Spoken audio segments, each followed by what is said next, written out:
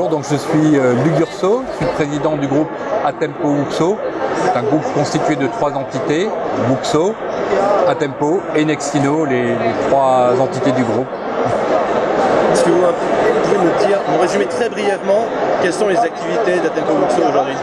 Donc essentiellement 2 activités, une activité de protection des données, liée donc, les données étant la source de toute création de valeur, il convient de la protéger, donc là on a des solutions pour protéger ces données, et puis une deuxième activité qui est plus le management de ces données, qui deviennent pléthoriques, donc un vrai enjeu pour le management de ces données, et c'est l'activité de data management, la seconde activité du groupe. Aujourd'hui, justement, sur ces 2 activités, quelle est la stratégie de développement d'Atempo? Alors, on a 2 périmètres géographiques différents, distincts. Le premier périmètre, c'est l'Europe, sur lequel on entend réellement devenir le leader de la protection et du management de données.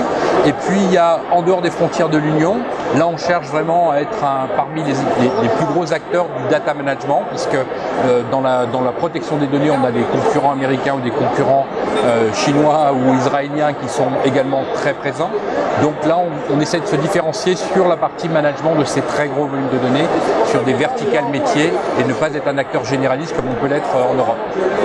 Justement, par rapport à toute cette partie, on va dire, par rapport à Tina et à Myriad, toute la partie sauvegarde et data recovery, est-ce que c'est une activité qui a encore du sens à l'heure actuelle?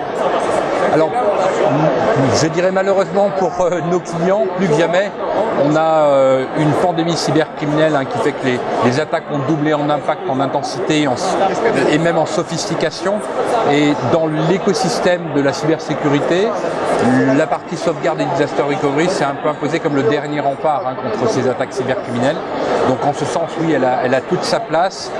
Et malheureusement pour les victimes, elle a une place grandissante. Donc il faut vraiment qu'on aide à l'équipement de ces victimes pour leur apporter des solutions de défense ultimes constituées par la sauvegarde et les solutions de disaster recovery. Comment est-ce qu'aujourd'hui vous entendez répondre aux besoins impérieux des petites collectivités et des TPE, des PME en termes de protection de leurs données? Là, il y a plusieurs enjeux à adresser. Un premier enjeu qui est le nombre que l'on a d'organisations de cette taille. C'est près de 4 millions en France, c'est plus de 25 millions en Europe. Donc un premier enjeu, c'est d'accéder, de pouvoir discuter avec ces personnes. Avant de leur proposer quoi que ce soit, il faut pouvoir discuter. Donc là, on a, au travers de l'écosystème qu'on a créé, on a essayé de créer des partenariats avec un réseau de prescripteurs. Une dernière action qu'on a montée, c'est une action avec le Crédit du Nord. Et donc là, on s'appuie sur un gros réseau bancaire avec 2000 conseillers qui voient des clients tous les jours et qui nous permettent de rentrer en contact avec ces clients. On a la même chose donc, qui va se préparer la semaine prochaine avec le réseau des experts comptables, qui sont également des conseillers de confiance de ces TPE, PME, petites organisations, et également avec des assureurs.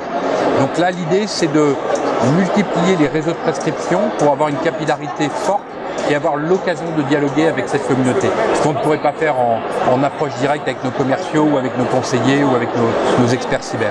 Donc s'appuyer sur ces réseaux de prescription.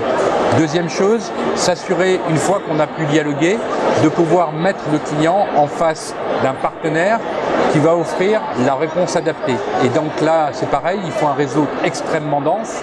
Donc on a multiplié des partenariats dans le domaine de la bureautique avec des acteurs de premier plan comme Ricoh, avec Sharp, avec Toshiba, qui ont cette capillarité de distribution. C'est énormément de commerciaux sur la route et d'ingénieurs sur la route. Mais également, on prend le virage, puisque c'est le deuxième enjeu de ces organisations-là, c'est comme elles ont de moins en moins de compétences en interne, de moins en moins également de compétences disponibles en ressources et des vrais enjeux de rentabilité, on essaye de leur proposer les produits non plus à l'achat, mais également dans un système donc, de services et d'abonnement. Donc là, c'est le virage que l'on prend avec tout simplement le virage des MSP, et on lance donc cet écosystème souverain, essayer de fédérer tous les MSP européens autour de ce programme souverain pour avoir cette capillarité et leur offrir les mêmes produits, les mêmes services, mais dans un mode de service et non plus de produit. Ça, c'est un des deuxièmes enjeux. Un des troisièmes enjeux qu'on a qui est très très important sur les TPE-PME, c'est la sensibilisation, l'éducation. Et ça, c'est un enjeu majeur. Et là, on travaille avec des groupements de type groupement Akima, cybermalveillance.groupe.fr, avec l'ANSSI bien entendu, avec Exatrust, avec toute la filière Exatrust, pour faire des événements en région auprès des chambres de commerce, pour pouvoir sensibiliser ces dirigeants d'entreprise. Le fait de dire, voilà, la cybersécurité, c'est pas la question de ton prestataire informatique, c'est ta priorité à toi de dirigeant d'entreprise. C'est pas ton concurrent qui peut te sortir du marché aujourd'hui rapidement, c'est un cybercriminel qui peut faire en sorte que tu ne sois plus sur le marché demain. C'est ce discours-là qu'on essaye de passer pour que la cyber soit un enjeu de direction générale, de gérants de petites organisations, et également dans les collectivités, parce que là c'est notre patrimoine à nous que les collectivités manipulent, pouvoir offrir de la confidentialité, de la conformité, de la juridiction française en cas de litige, d'immunité aux lois américaines, donc une protection également là-dessus. Et puis finalement, là ça s'inscrit un peu avec le plan de France Relance, on sait que toute l'économie, toute la création de valeur française a priori, mais également européenne dans une moindre mesure, mais en France on a un tissu de TPE extrêmement important. On a un premier fléau économique qui coûte 1% du PIB, qui est la cybercriminalité. On ne peut pas laisser 1% du PIB partir en fumée du fait de la cybercriminalité. Donc on a un devoir, en tant que membre de la French Tech 120, en tant que membre d'Exatrust, on a vraiment ce devoir d'accompagner ces TPE-PME pour être en conformité avec la loi, garantir leur confidentialité et leur sécurité.